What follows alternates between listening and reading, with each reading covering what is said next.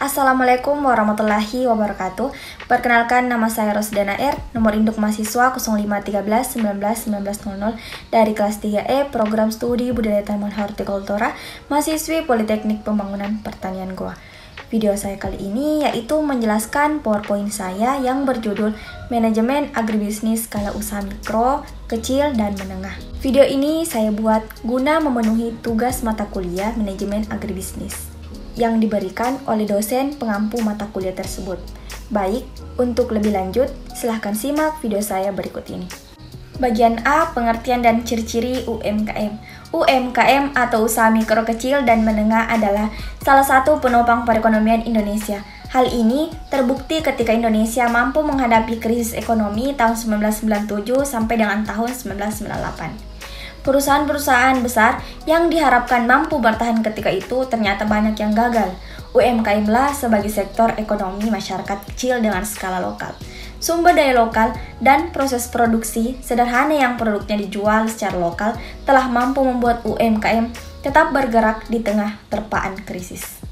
Bagian B yaitu pengembangan dan perkembangan UMKM di Indonesia. Perkembangan sektor usaha mikro, kecil, dan menengah atau disebut UMKM memegang peranan penting dalam perekonomian Indonesia.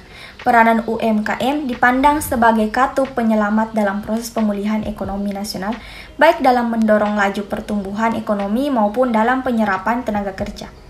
Usaha mikro kecil dan menengah atau UMKM berperang secara signifikan terhadap pertumbuhan ekonomi maupun penyediaan lapangan kerja. Bagian C yaitu kebijakan pemerintah dalam mendukung pengembangan usaha mikro kecil dan menengah.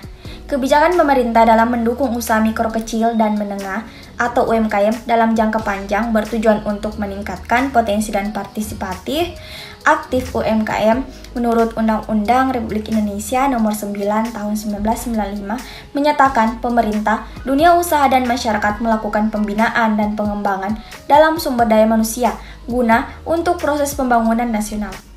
Bagian D, masalah-masalah yang dihadapi UMKM. Yang pertama, minimnya modal usaha. Yang kedua, kesulitan dalam hal perizinan.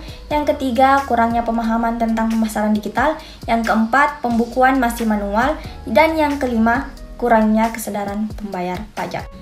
Bagian E, kasus-kasus manajemen UMKM. Ada beberapa kasus yang dihadapi UMKM saat ini. Utamanya adalah kasus dalam sumber daya manusia atau SDM dan manajemen. Kasusnya meliputi pola pikir, rekrutmen, pendampingan, budaya kerja, kualitas SDM, hingga masalah manajemen seperti perizinan usaha, standar produk, serta masalah kontrak bisnis. Jadi itulah tadi sedikit penjelasan mengenai PowerPoint yang telah saya buat. Lebih dan kurangnya mohon dimaafkan. Wabillahi taufiq wal hidayah. Wassalamualaikum warahmatullahi wabarakatuh.